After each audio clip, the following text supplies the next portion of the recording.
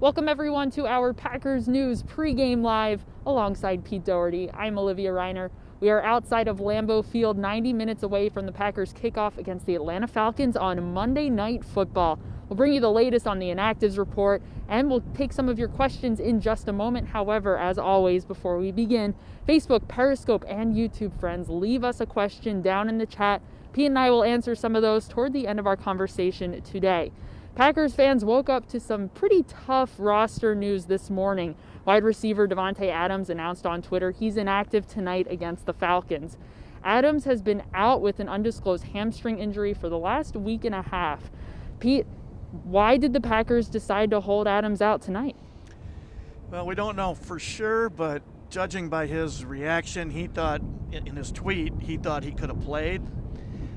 So it's, you put two and two together, you got to think it's, when he came back from his ankle injury last year, he was never quite the same guy, and I'm sure they're just trying to avoid that. They've got, give him this week off, then the bye next week. You get 2 more full weeks to get him, fully healthy. So that has to be the thinking there. They're thinking long term of the season rather than the importance of this one game. The Packers are down 2 of their top wide receivers tonight. Adams out with the undisclosed hamstring. Allen Lazard has been placed on IR with a core injury. Head coach Matt LaFleur said earlier this week, this is an opportunity for a less experienced receiver to step up. Pete, who is most likely to be a contributor to this Packers offense? Even with Lazard, you're never sure who the other person or people are going to be. Valdez-Scantling would be the natural guy to look to because he's the next guy on the depth chart. He's basically the third guy. Shepard played ahead of Taylor last week, played a lot more snaps than he did. So he's, I think they kept him as much for special teams as for his receiving. So maybe it'll be a guy like Shepard. And, Beggleton, all these guys on the practice squad, we forget, it's easy to forget about them. But they're out there on the practice field every day, and they even, they get mixed in the snaps a little bit with the starters just to give them a rep or two. So it's not like he hasn't been playing football all this time. He's been playing and practicing with the Packers, so maybe it'll be him. It's hard to know. I would look to the tight ends, actually, to maybe have a bigger game, much like last week against New Orleans. Packers tight end Mercedes Lewis is out of tonight's game. He did not practice all week with a lower body injury. Tight end Josiah DeGuara will return tonight for the first time in several weeks. He has been dealing with both ankle and shin injuries. Most recently, it's the ankle. He will be in the lineup for the first time since week 1. However, the injury news is not all positive. The bad news just keeps on coming. The defense is going to be without nose tackle Kenny Clark, who's been dealing with an undisclosed groin injury. Clark returned to practice just about a week and a half ago, Pete, and he was preparing every single day as if he was going to practice, albeit in a limited capacity. However, no go tonight once again for him. How are the Packers going to get after the quarterback tonight? Yeah, and I might be, if I'm the Packers, I'm more concerned about the run defense and the role he plays there. And he is, because he's a good solid rusher, amongst defensive tackles, he's towards the higher end of pass rushers, but he's really good against the run too. He's a playmaker. And I think you put that and Rashawn Gary not being available. Those are two, that's a lot of physical talent that they're losing. Gary's still a work in progress, a developing player, arrow pointing up, but he is one of their most talented guys. So they'll miss both of those guys. This is a banged up team now. Big picture, they haven't had the season-ending killers like some teams have had, like Bosa and San Francisco. But the injury, they are really banged up for this game, and Atlanta might not have a win, but they're not a bad team. They've been up big twice and lost leads. So this is going to be a tough game for the Packers, being so shorthanded, and this is where Matt LaFleur has to be thanking his lucky stars that he's got a really good quarterback. It's not just Clark and Gary that are out. We knew this going into the game. Inside linebacker Christian Kirksey was placed earlier this week on IR with a pectoral injury. In his place, Ty Summers will start. Summers came in for Kirksey last week during the game against the Saints. He had 9 tackles. He led the team with that stat. However, he did have one of the missed tackles on the 52-yard catch and run by Alvin Kamara.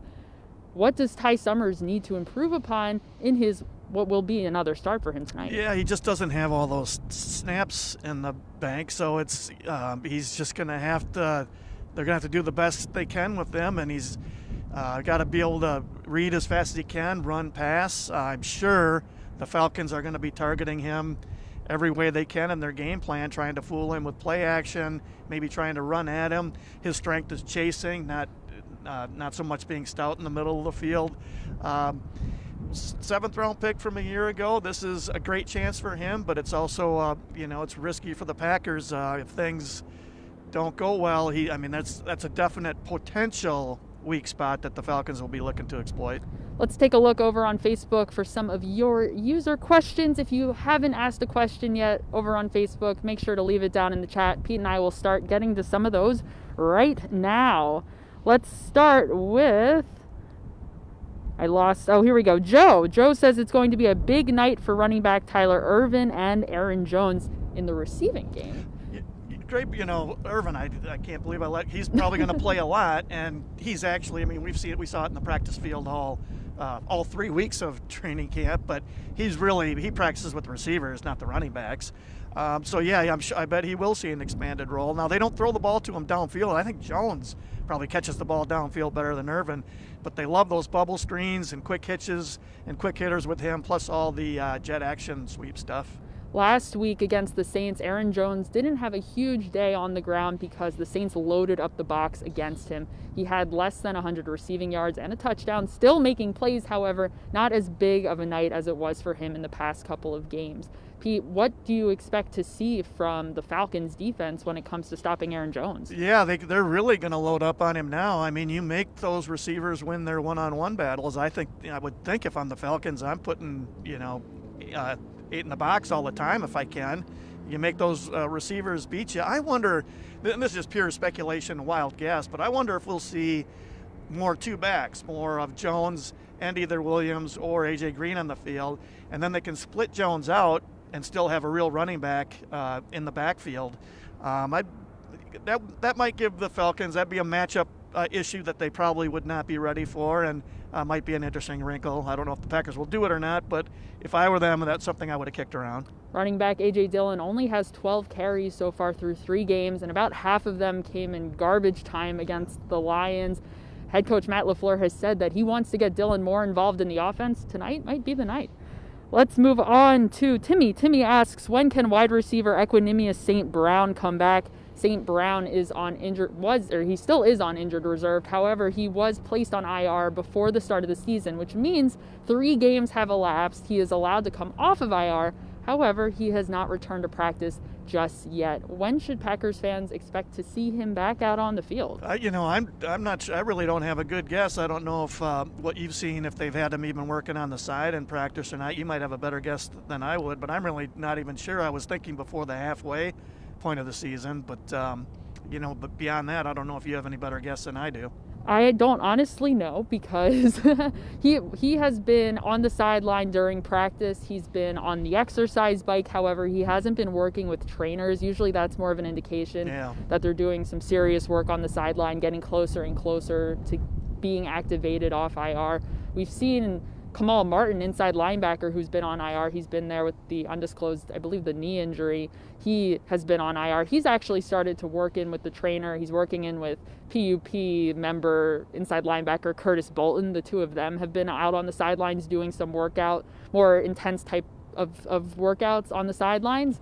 We'll see. I'd imagine after the bye, Kamal Martin is probably getting closer to coming off of IR. However, St. Brown still seems like he's a little bit of a ways away. Yeah, if Martin hadn't gotten hurt, he'd probably be the guy playing in Summers' place right now. He'd probably be the main starter in the even in the dime. He'd probably be their dime linebacker.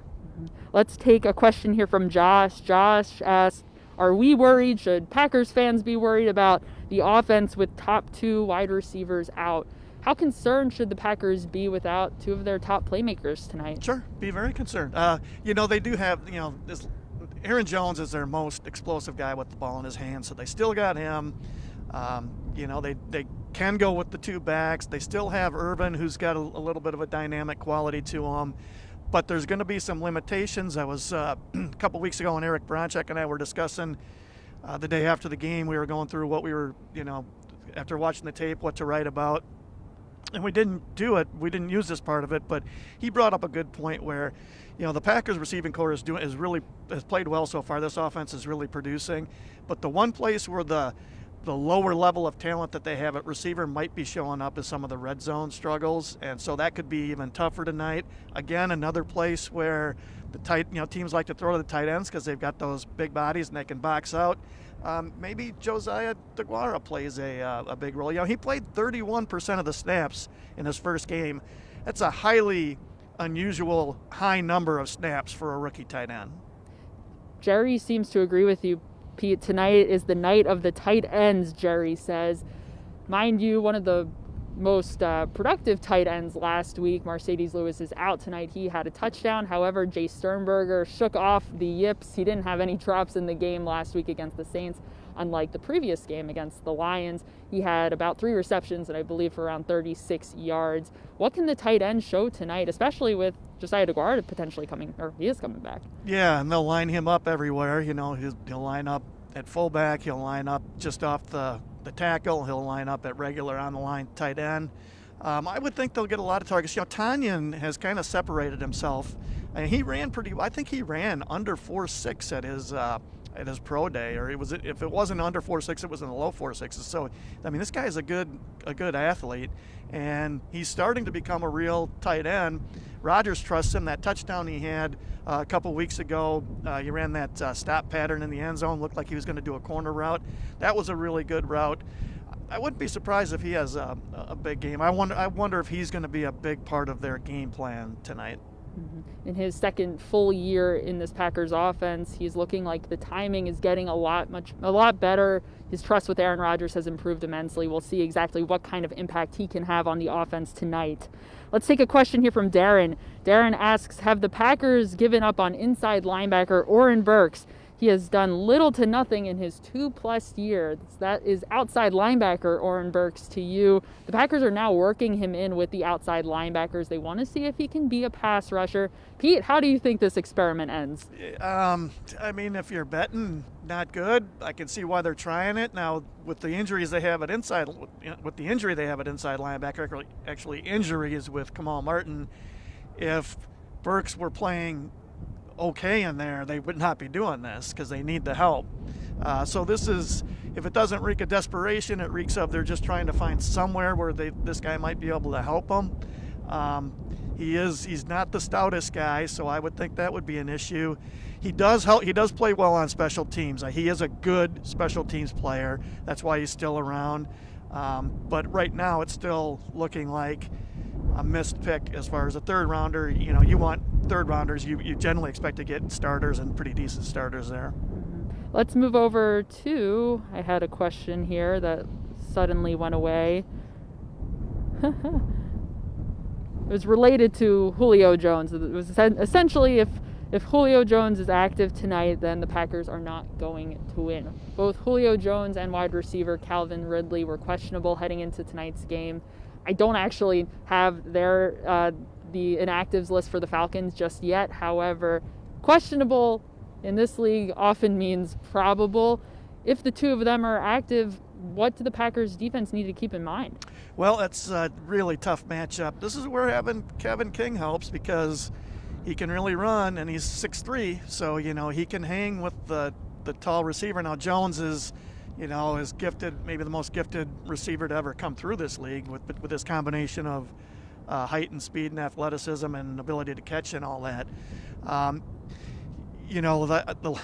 The last time I remember in the championship game in the 16 season, he had an ankle or foot injury that had been pretty bad. He'd missed some games, and he might even have missed the game before this, or he played but really struggled, and he came out and just torched the Packers that day in the championship game down in Atlanta. So yeah, he's got to scare you if you're the Packers, and you have to build your whole game plan around not letting that guy beat you. we've had multiple discussions, Pete, on this show about free agents, when the Packers should not go out and pursue free agents during the season when there's some injuries on the roster. We have a question here that we have gotten before. We've gotten it even last season. Mike wants to know if the Packers would be interested in signing linebacker Clay Matthews to the active roster. He's currently a free agent. Pete, how likely is it that the Packers would go out and look for an inside linebacker anywhere? I could see him looking for an inside linebacker, although they will be getting Martin back. Matthews, I would think just, almost no chance. There's a couple reasons. One is his age. I think he's 34. He might even be 35. I think he's 34. He's had that history of all those hamstring pulls. The inside linebacker, it's a younger guy's position. It's sort of the running back on defense to some degree, because they take a beating too. And I just wonder if he'd have trouble keeping up. Plus, the real killer there is, I think if I remember reading right, he's making $4 million this year in guaranteed money from the Rams. So if he signs with another team, let's say he signed a $1 million contract with the Packers, he still only makes $4 million. There's an offset there, so the Rams would only pay him $3 million. So he's making as much money sitting at home as he would having to go to work every day. So he's probably looking for more than $4 million to make it worth his while, and there is zero chance that the Packers would pay anything like that for a 34 or 35-year-old inside linebacker, especially when the assumption is, I think, that Kirksey will be back and obviously Kamal Martin too. Especially when the Packers have so many 2021 free agents that they need to worry about well. Money's like gold, you might say. Left tackle David Bakhtiari would not like to see that cash go float away to somebody else, would he now? Let's take a question here from Bill. Bill asks, how many snaps do you expect wide receiver Reggie Begelton get tonight for his debut? Begelton was brought up from the practice squad. He signed to the active 53-man roster, which means he will not be sent back down. Unlike some of the players that perhaps you've seen in the past, the Packers did bring up two practice squad players to the active game day roster. They will be sent back down. Inside linebacker Dejon Harris and defensive lineman Billy Wynn are the two practice squad players that are just active for game day. Begelton is on the 53 now. Pete, although it's not exactly a quite crowded wide receivers room in terms of premier playmakers, proven playmakers, there are a number of receivers that are active tonight, including Marquez Valdes-Scantling, Malik Taylor, Darius Shepard. All of them have a little bit more experience on the active roster than Begelton. With that in mind, how many snaps does Begelton get tonight? He is at least a guy who's done it a lot in games. Now, those games were in Canada and not in the NFL. So I've got an unfair off-the-cuff question for you. Who do you think gets more snaps on offense, Begelton or Malik Taylor? Is Darius Shepard not an option? I think he would be ahead of both of those guys. That's my guess based on last week. So if those two are kind of going for the number 4 snaps, or if those 3 are working in more of a rotation with Shepard at the upper end of the rotation, do you think Begelton or Taylor would get more snaps? I'm going to give the edge to Taylor because he's been in the offense longer. He was on the practice squad last season. He's got more familiarity with the offense. Begelton, that being said, has been around since training camp. He does have experience playing in the CFL. I'd say they're about neck and neck, Pete. Yeah, that would have been my guess. If I had to pick, I would have gone Taylor, but, who knows what will happen tonight. Already on the depth chart, even though Darius Shepard was recently brought up, he is ahead of Taylor on the official depth chart. So something to keep in mind. Sometimes those depth charts don't mean much of anything. However, just a little. We learned a lot. We learned a lot last week with how many snaps Shepard got on the offense as opposed to Taylor.